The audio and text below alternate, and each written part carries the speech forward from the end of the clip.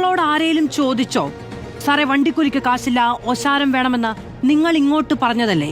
നിങ്ങൾ ഈ നാട്ടിലെ മനുഷ്യന്മാരോട് ഇങ്ങോട്ട് പറഞ്ഞതല്ലേ ഞങ്ങൾ ഇങ്ങനെയൊക്കെ ചെയ്യാം, ഞങ്ങളെ ജയിപ്പിക്കണമെന്ന്?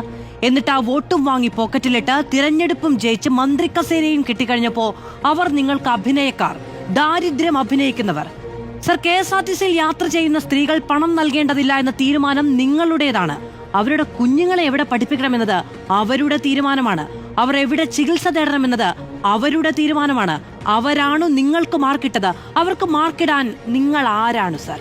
വലത് കമ്മ്യൂണിസ്റ്റുകൾക്ക് മാർക്കിടാൻ നിന്നു തരുന്നതല്ല കേരളത്തിന്റെ പെൺകരുത്ത്. അവരുടേത് അഭിനയമാണത്രേ.